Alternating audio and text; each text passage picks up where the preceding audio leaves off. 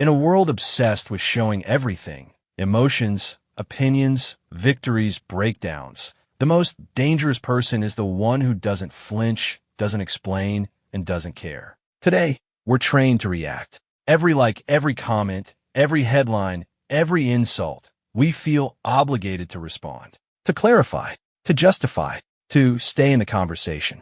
But here's the irony. The more you care, the less control you have. The more you seek validation, the more you're owned by those who can give or withhold it. We've mistaken visibility for power. But true power is found in indifference. Not ignorance, strategic indifference. A cold, calculated refusal to be emotionally enslaved by the noise of the world. You've seen it before. The leader who stays silent while others argue. The negotiator who walks away without blinking. The person who doesn't explain themselves and yet commands the most attention. They don't win because they try harder. They win because they care less about being liked, understood, or approved. This isn't detachment. It's dominance. And in the age of oversharing and emotional exposure, it's a weapon most people have forgotten. Strategic indifference isn't weakness. It's the shield and sword of those who play the long game and win it. Let's break it down. Niccolo Machiavelli understood something we've forgotten. Power isn't about emotion, it's about perception. In his timeless treatise, The Prince, he wrote, "It is better to be feared than loved if you cannot be both. Not because fear is cruel, but because fear is predictable. Love wavers. Loyalty fades. But the appearance of strength, even if cold, creates order, respect, and influence. Today, we reward oversharing. We praise vulnerability as if it's always virtue. But Machiavelli would scoff at this, not because he was heartless, but because he believed in outcomes. And outcomes, in leadership and life, are rarely won through emotional transparency. Strategic silence, emotional restraint. These were not signs of suppression. They were signs of mastery. He wasn't alone. Marcus Aurelius, the Stoic emperor of Rome, kept a journal not to vent, but to sharpen his judgment. In Meditations, he reminds himself, "You have power over your mind, not outside events. Realize this, and you will find strength." In a world full of chaos, Marcus didn't react. He observed, endured, and chose response over reflex. Both men lived in brutal times, times of war, betrayal, and instability. And yet their teachings feel more relevant today than ever, because the battlefield has simply changed. Now it's not swords and spies, it's tweets and triggers. Oversensitivity has become the new weakness, and we're told that feeling everything is a sign of being human. But Machiavelli and the Stoics would argue, feeling everything is a path to ruin. The man who cannot master his emotions is a puppet. The one who does is a ruler. We live in an age where caring too much has become the new addiction,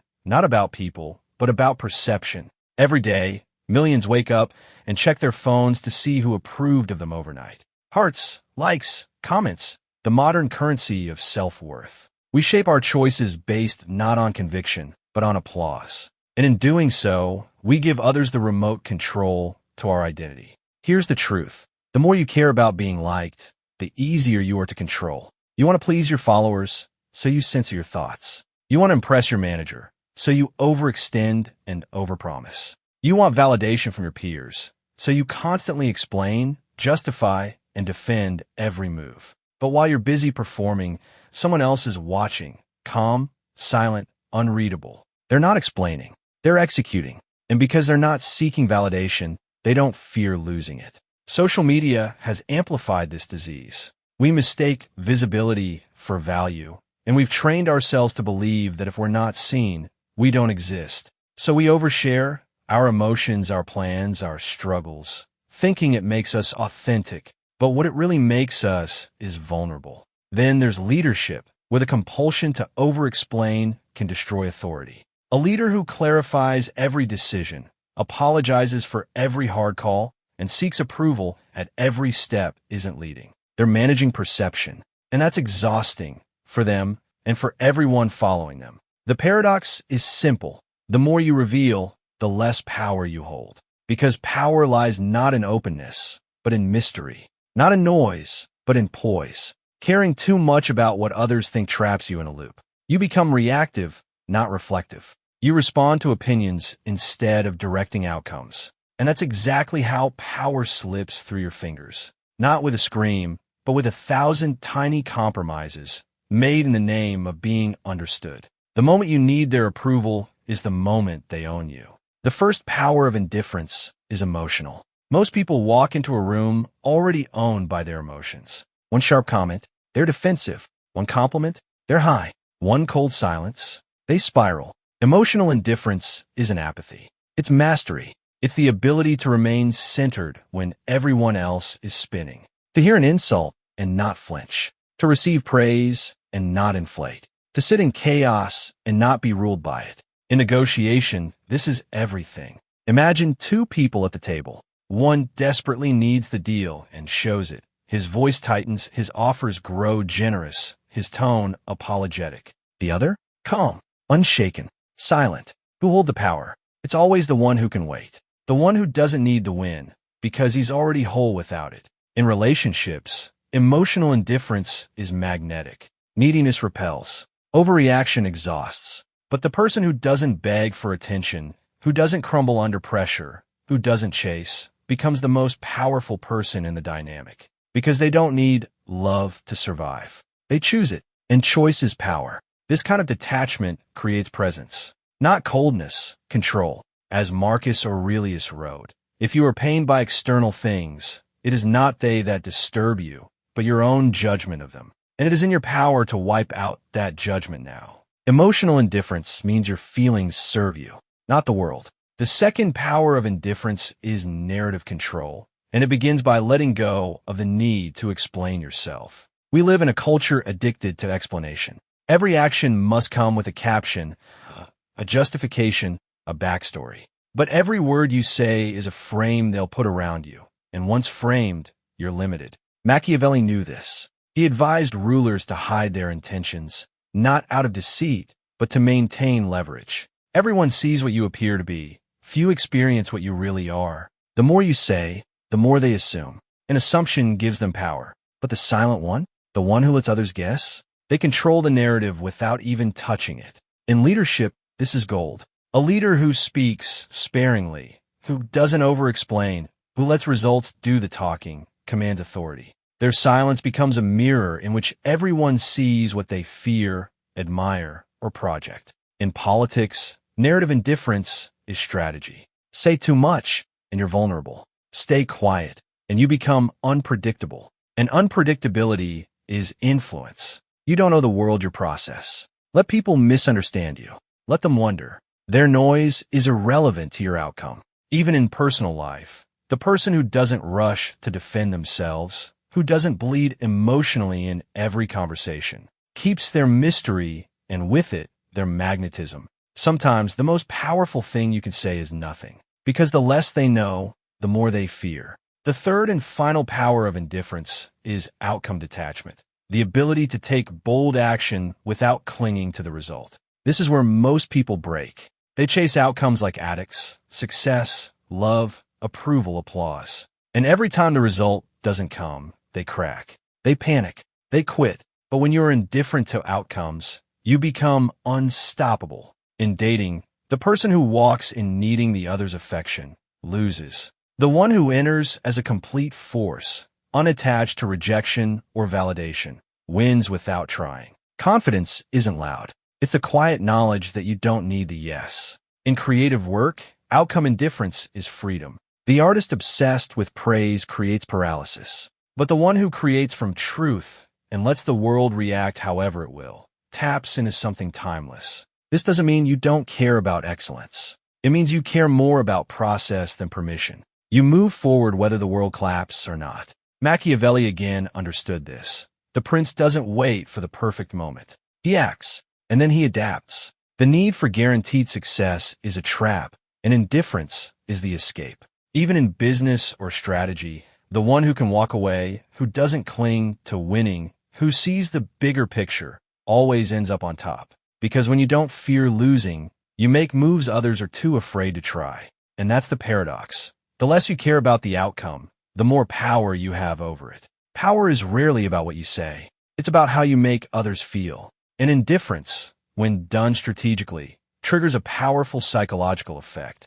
It creates an emotional vacuum that people feel compelled to fill. Humans are wired to seek closure. We crave certainty. When someone shows indifference, it withholds emotional clarity, and this creates a tension in the observer's mind. They don't know where they stand, and that makes them obsessed. Cognitive science backs this up. One principle at play here is reward withdrawal. When someone who once gave us attention, validation, or praise suddenly stops, the brain goes into overdrive. Dopamine, the neurotransmitter tied to reward and motivation, drops. And what happens when dopamine drops? We chase. We try harder. We need the hit again. That's why the indifferent person appears so magnetic. They aren't giving you what your brain is conditioned to expect, and that makes you want them more. Another principle is intermittent reinforcement, the same psychological trick that makes slot machines addictive. If someone is unpredictable with their emotional availability,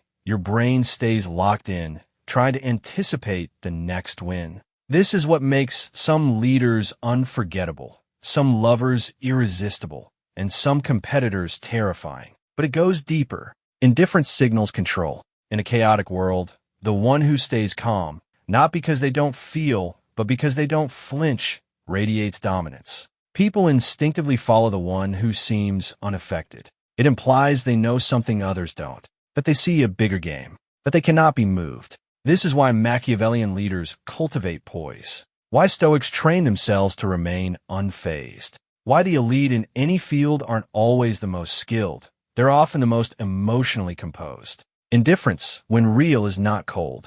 It's commanding. And to the human psyche, that looks a lot like power. We live in a culture that worships radical transparency. We're told that to be good, to be real, to be emotionally intelligent, we must constantly express everything, every emotion, every thought, every doubt. But here's the trap. What began as a call for authenticity has turned into a weapon against strength. Vulnerability in the right hands is noble, but today it's demanded, expected. If you don't spill your traumas, show your tears, confess your weaknesses, you're labeled inhuman, cold, or worse, toxic. This is not about humanity. It's about control. We now live under empathy overload. People confuse emotional availability with emotional dumping. In meetings, friendships, public life, there's pressure to constantly self-reveal. But every time you reveal, you surrender. You give others a map of your mind. And the wrong people will use that map to dismantle you.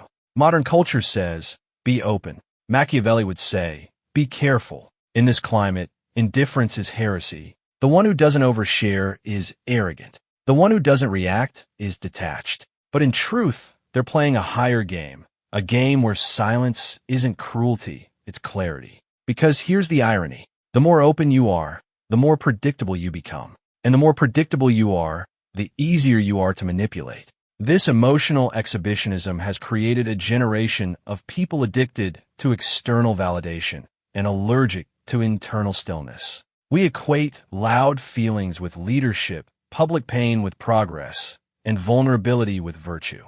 But ancient thinkers, the Stoics, Machiavelli, Sun Tzu, all warned us, what you expose, others can exploit. True strength isn't found in how loudly you share. It's found in how little you need to. In a culture that weaponizes emotion, indifference is not apathy, it's armor. Strategic indifference isn't just a theory, it's a practice. A sharpened mindset you can apply in the real world every single day. It doesn't mean being numb or emotionless. It means being selective about what earns your energy, your response, your voice. Here's how to use it right now. In the workplace, your emotional reactivity defines your perceived strength. The person who overreacts to feedback, praise, or office gossip reveals one thing: they can be shaken. But the one who receives critique without defensiveness and applause without ego becomes the calm center others rely on. Start by playing the long game. Not every email needs a reply.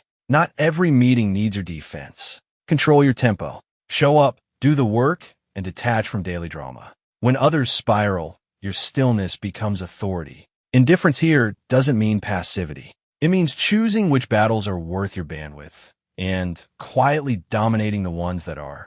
The most dangerous person in any negotiation is the one who can walk away and means it. Desperation leaks. If you need the deal, you've already lost. Your tone tightens, your offers soften, and you signal one thing: you're for sale. Strategic indifference flips the power dynamic. You sit across the table with quiet confidence, knowing your life won't crumble if the answer is no. You let silence stretch. You ask questions without rushing to fill the void. You allow tension to work in your favor. Remember, value is perceived, not declared. When you appear indifferent to whether someone accepts your terms, they begin to assume those terms must be strong. Indifference, in negotiation, is leverage. Emotional self-regulation isn't coldness, it's attraction. In relationships, the biggest mistake people make is confusing intensity with intimacy, clinginess with connection. But real presence comes from emotional independence, the quiet confidence that you want them but don't need them. Strategic indifference means not reacting to every mood swing, not begging for reassurance, not trying to fix every silence. It means letting space breathe without panic, and understanding that someone who truly values you won't need to be chased. This doesn't mean playing games. It means anchoring yourself so deeply that love becomes a gift, not a rescue mission.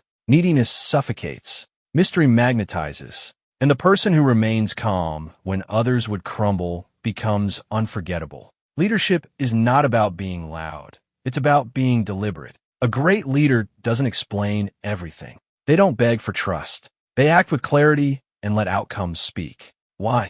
Because excessive transparency erodes authority. If you explain every move, you invite debate. If you over-justify, you shrink the vision. Strategic indifference in leadership looks like this. You make the hard decision and move forward. You receive criticism and you don't react publicly. You allow discomfort to exist in the room and trust your silence to say more than a speech ever could. Mystery builds reverence. When your team doesn't always know what you're thinking, they stay alert. When you don't always respond, they reflect deeper. Lead with vision, not validation. In the end, caring too much is not compassion, it's vulnerability. Not the kind that breeds intimacy, but the kind that bleeds control. Every time you rush to explain, to justify, to please, to be understood, you give away a piece of yourself. And the world watches. Because the world doesn't reward those who care the most. It rewards those who can care selectively,